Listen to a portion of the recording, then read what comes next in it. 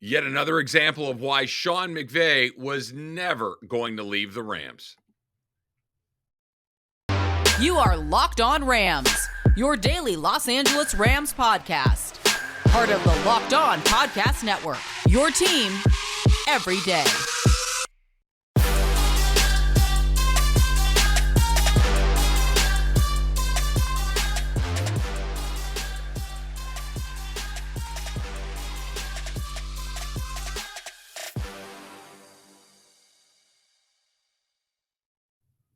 Thanks for making Locked On Rams your first listen every single day, free and available wherever you get your podcasts. My name is Travis Rogers. I'm your host of Locked On Rams, as well as hosting the Rams pre-half and post-game show on their flagship station, ESPN 710, right here in Los Angeles. And you can hear those as well coming up on this Saturday against the Los Angeles Chargers. Of course, the Rams will have their first preseason game of the season. It starts at 7 o'clock. Pregame show starts at 5 o'clock. So if you want to check that out, myself and Kirk Morrison will have you covered on all of that. Make sure that you click that subscribe button in your podcast feed. Make sure you click that subscribe button on your Locked On Rams YouTube channel as well. And of course, you can follow me on Twitter under my name at Travis Rogers. We have a good one for you. This is why you might not want to wait on Odell Beckham. There seems to be another very, very good team in the mix, and somebody that you might run into at a very important part of the season that you're not going to want to have to deal with at that point. That's coming up in just a little bit. Andrew Whitworth may be retired with the Rams, but that does not mean that he is far from the team. That's coming up in a little bit. But I want to start with the guy that is the Los Angeles Rams, the guy that is the window, the guy that has changed this team from a team that was, a team in the league, one of the 32 teams, and occasionally would put together a decent season, and even more occasionally put together a playoff run, into arguably the franchise to be a part of in the entire NFL, to be a part of the franchise in the league in this country. And of course, I'm talking about Sean McVay. There's a piece on McVay. Seth Wickersham from ESPN has written it, and it's terrific. I would really recommend that you go read it. But there was one part in particular that jumped out of me about his desire to acquire Matthew Stafford, his passion when he saw something that he wanted, and the ensuing phone calls that he made to Team Brass. I'll set this up a little bit. Go back to the end of 2 seasons ago. The Rams were eliminated in the playoffs in Green Bay. Jared Goff was okay. He wasn't actually terrible in that moment, but that was the end of the line for a season where, despite Sean McVay's unbelievable ability to get the most out of his players, had a season where his quarterback and his quarterback's limitations really kind of put a ceiling on where they went. And you could tell that Sean McVay was getting frustrated. You could tell that he had hit a point in his career where it's like, look, I can only do so much with this to a certain point. He criticized Jared Goff. And then very quickly, as the season wrapped up, you could tell that there was going to be a change coming when you say, no, these are quarterback for now, et cetera, et cetera. Now, fast forward to his vacation in Mexico. Fast forward to where he is in Cabo, and he happens to run into Matthew Stafford, and they have a couple of drinks together, and they talk a little football together. And this is where Seth Wickersham's piece, I think, really takes on an unbelievable feeling. So I want to read this excerpt from you, or from the piece. They met for drinks poolside, talking football, a bond forged over sun and booze. McVay returned to his hotel and said, quote, a few tequilas in. He says now, hopped on a FaceTime with Rams brass, unleashing a plea that's now legendary around the team's office. Quote, here's the bleeping deal, okay? We can sit here and exist and be okay winning 9 to 11 games and losing in the bleeping divisional round and feel like, oh, everything's okay. Or we could let our mother bleeping nuts hang and go trade for this bleeping quarterback and give ourselves a chance to win a bleeping world championship. You ready to blanking do this or what? Okay. He didn't say blank. He let it fly. He did all the things and said all the words that you would expect an NFL coach to say. At the Locked On Podcast Network, we like to keep it PG, so we're not going to get too locked into what he said as far as the expletives, but I don't think you have to be super creative to figure out what it was he was saying. Let's start with a couple of things here. Number one, does that sound like somebody that wanted to go do TV? Does that sound like somebody who is not a football lifer? Does that sound like somebody who isn't willing to compete about every single thing every single day? Let me just boil this down to you. The man's on vacation. The season has ended. He's in Mexico relaxing, theoretically, and he sees Matthew Stafford, and they have a conversation, and his immediate reaction is to go back to his hotel, get on his phone, FaceTime the brass, and say, "You have to do this. That we are trying to win a world championship here. Let's bleep and go. We can sit around and I can get the most out of this guy and we'll win 9 games. We'll win 11 games. We'll win the division occasionally. We might get to the divisional round occasionally, but we are capped out with where we are. Are we in this to win a world championship or not?" That's his mindset on vacation? Are you kidding me? I mean, what do you do on vacation? I don't do that on vacation. I'm looking to do anything but do work. I'm looking to do anything other than think about what it is I have to do when I get back. I just kind of want to unplug. I want to decompress. I want to relax a little bit. And he's in there making impassioned pleas. Les Snead, Kevin Demoff, Stan Kroenke, whoever was on the other end of that call. Does that sound like somebody that wants to go, I'm just going to take the easy job and make a lot of money and go to TV and work once a week? And, oh, yeah, they ran a little wheel route right here, and that's why that guy was open. Does that sound like something that he'd want to do? So the next time you hear about it, well, maybe he's going to go to TV. Look, somebody's going to come in with money at some point and make him look twice. I get it. That's a man who's committed to his craft. That's a man who's committed to being the best possible head coach he can be, the best possible leader that he can be. He wants to win things. The thing about what he said, I don't want to just win 9 or 11 games and go to the division. I want to let him hang and go win a world championship. And that's exactly what they did. And not only did he feel it, he identified the right guy. That guy, Matthew said, that guy right there. That's the guy that we need to go get. That's the guy that can take us from where we are. We're pretty good, but we're not nearly good enough to where we want to go, to where we can be one of the best teams in the league. That's the difference between what he is and what so many other guys are. That's number one.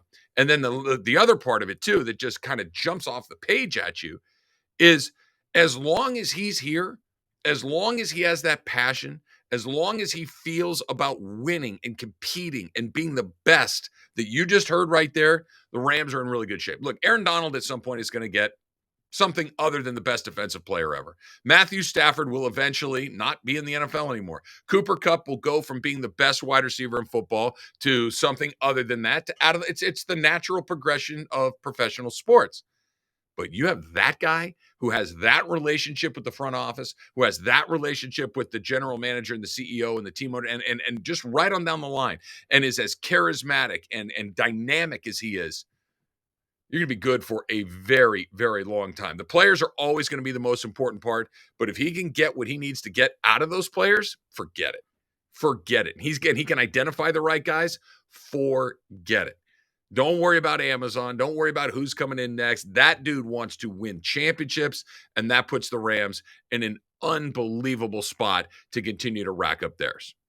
So Andrew Whitworth may no longer be a member of the Rams officially as far as a player on this team, but he's still going to be around them for a little while longer. That's coming up next on Locked On Rams. But first, let's talk about our pals at Built Bar. If you haven't tried Built Bar Puffs yet, are you depriving yourself of one of life's great joys? I would say that you are. And there is a new flavor. Are you ready for this? Delicious, indulgent cookie dough. I don't need to say more, but I will anyway. It is covered in chocolate. That's right. Built has done it again. This could be your new favorite one.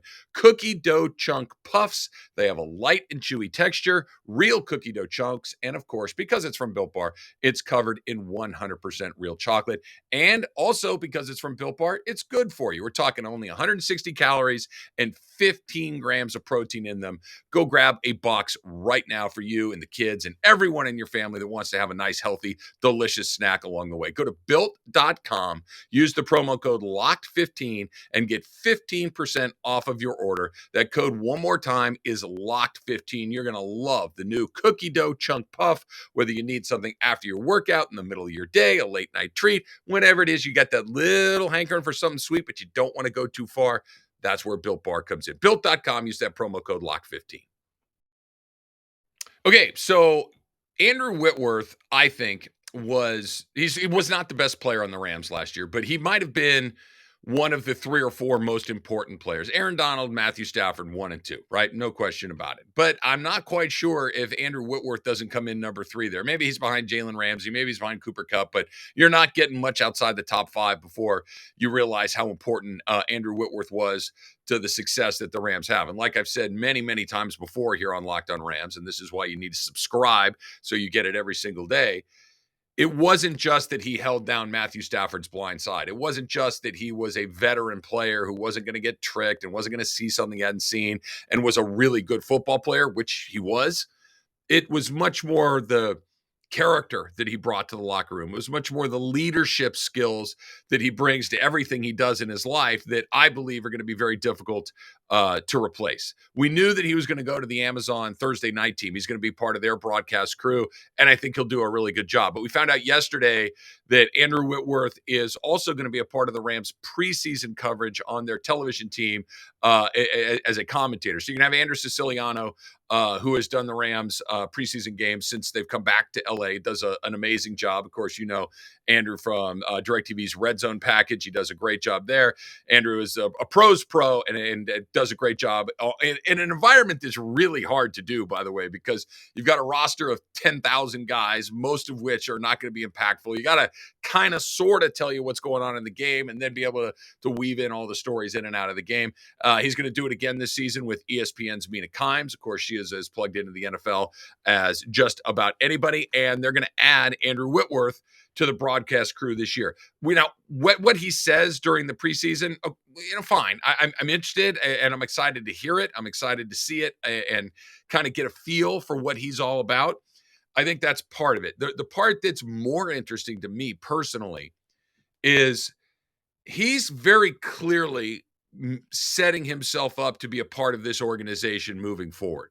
He had a long and very colorful career, very successful career in Cincinnati. He went to college at LSU. He can kind of pick where he wants to set up shop and kind of attach his brand and his name to any of the organizations that he wants. I'm sure that any of the other 31 teams in the NFL would love to have him be a part of whatever it is they're doing. But because obviously he likes Los Angeles, because obviously he has an affinity for the Rams organization, that he's going to do some preseason games for them, that he is still as connected to this organization as he is, I think is really good for the team for a couple of different reasons. Number one, having him in the building, having him around, having him down the street, having him come to see the guys, having guys come to see him. I know Joe Noteboom and Rob Havenstein, who we talked to out at training camp a week or so ago, was talking about how they still go over to his house and lift weights. They still talk to him every day. He's in a very, very important part of their lives. And this is probably a little bit of a stretch, but I don't know how much of it is. It's almost like you can call your dad, right? You can pick up the phone and say, hey, I'm dealing with this thing. And especially as you get a little older, when you're a kid, it's more of a adversarial kind of thing. But as you get a little older, you realize, my dad knows what he's talking about. My dad's been through this. He's seen it. He's given me good advice. He has my best interest in et cetera, et cetera. You can reach out to him and say, hey, I got this thing this week. I'm dealing with this guy, or I'm dealing with this thing at home, and I don't know how to balance my football with this. Having him around is incredibly valuable. Because it's not just, hey, you put your hands here, you put your feet here, you set it's not that. It's partly that. But this is how you're an NFL football player. Just a friendly ear to talk to, an experienced person to talk to, somebody that knows what it is that you're going through, right? That if Rob Havenstein is dealing with something on the football field or off the football field, he can pick up the phone and say, hey, listen, I got this thing. What do you think? And it's not just, okay, page 2 of the This Is What You Do manual. It's, oh, no, I was in this situation a couple of years ago. This is how I handled it. It worked out. Or I was in this situation a couple of years ago. This is how I tried. It didn't work out. So, just the advice that he can lead Clearly, he wants to be a part of the NFL. Clearly, he wants to be a part of the NFL connected specifically to the LA Rams. And the more that he's around, I think the better off that is for just about everybody in that organization. Whether it's Sean McVay, whether it's the offensive line coach, whether it's the players, whether it's the staff, universally liked. There aren't a lot of guys like that. There's a lot of guys that, are good guys, but not one of those guys that every time they walk in the room, everybody's like, oh man, there he is. That's awesome. It's good to see you, Whit. Right? It just brings a little life to the room. You could tell at that Super Bowl championship parade speeches when Aaron Donald, right? Matthew Stafford, everybody was kind of having a good time, and rightfully so. No judgment at all.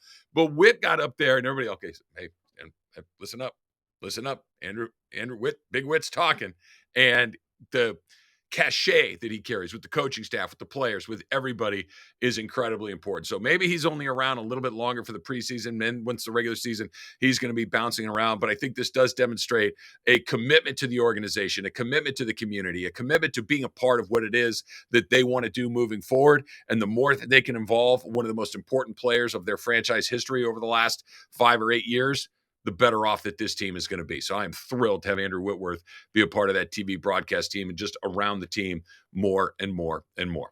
Okay, Odell Beckham Jr., still not a Ram, maybe won't be a Ram. That's coming up next on Locked On Rams. Let's talk about Dave for a second. It's nothing that we love. It's nothing that we feel super great about, but look, be honest with me because I know it has happened to me. You're in a situation at some point when you get a little tight on money, right? You can only afford to put a little gas in the car. You're wondering how you're going to get to the end of the month with your expenses. Maybe you got to get a present for somebody that you weren't expecting. You got to take a trip, your car. Expenses come up. Expenses that are outside of your normal budget, and maybe you're not quite ready to get to that end of the month, right? If you're living check to check, like a lot of people are, you're struggling to make ends meet. It is incredibly stressful when all of a sudden it's like, wait, I got to come up with a couple extra $100 that I don't have. Well, there's nothing you can do about that now, about the past, but you can change it going forward. And this is where Dave helps you. Dave is the banking app that can help you get up to $500 instantly with extra cash. That's more money to fill your tank, to take that trip, to fix that car, to pay that bill, whatever it is you need to do. There's no interest and there is no credit check needed. Millions of people have already downloaded the Dave app to get the financial relief that they need with extra cash. So if you need a pinch, here's what you're going to want to do. Download the Dave app from the App Store right now. That's DAVE. Sign up for an extra cash account and get up to $500 instantly. For terms and conditions, go to dave.com/legal. Instant transfer fees apply. Banking provided by Evolve, member FDIC. And take a little pressure off yourself. Future you is going to thank you.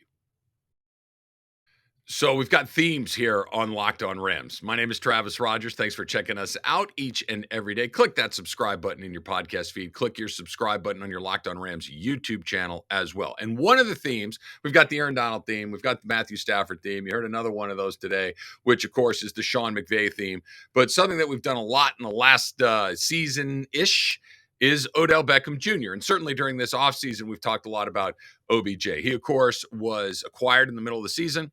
He was instrumental to their success towards the end of the regular season. He was integral to their success in the postseason. And look, I mean, who knows, right? You know, their butterfly flaps its wings in Japan and you get a hurricane in Hawaii, right? The whole chaos theory. Who knows? But it certainly felt like Odell Beckham Jr. was on a path to maybe be a Super Bowl MVP last year until he got hurt and messed up his knee. And now, obviously, he still has not signed with the team since then. But it seems like the Rams have had a great deal of interest. It seems like Odell Beckham has had a great deal of interest in kind of running it back all over again. Sean McVay has been very clear in his desire to have him back. Les Snead has been, Odell, blah, blah, blah, blah, blah. But like you've heard me say a million times before, look, until it's done, it's not done. Until he has a contract to stay with the Rams, there's always the possibility that he could end up somewhere else. You know, record scratch cut to this about him posting something on Von Miller's Instagram page. And, you know, Von Miller wrote, "You know I'm lit," and he's got a bunch of emojis going on. The Buffalo Bills respond to it. And then Odell says, "You've been lit. What's the locker next to you like?" And he's got the eyeball emojis, right? This is the risk. This is the risk that the Rams run. This is the risk that every other team that maybe is considering adding Odell Beckham Jr. to their roster is running. The longer you wait, the more likely it is that somebody comes in and says, you know what, hey, just go do it. Because let's play this out. Let's bring it all the way back to the top of this episode of Locked On Rams, where Sean McVay is in Mexico about a year and a half ago and calls the Ram brass and says, listen, I just ran into Matthew Stafford. We have to get this guy. This is the guy that's going to put us over the top. This is the guy that's going to help us win. Are we going to go for this or what? What if somebody right now is doing that exact same phone call to their brass about Odell? What if somebody in Buffalo or any of the other teams in the NFL is saying, hey, listen, I know that he's probably likely to go back to the Rams. It seems like they're really close, but I just was watching film, or I just ran into him, or I was talking to somebody, whatever it might be, and says, you know what? I really do think he's the difference between us winning and going to the Super Bowl, maybe winning the Super Bowl, and us just kind of sitting where we are right now.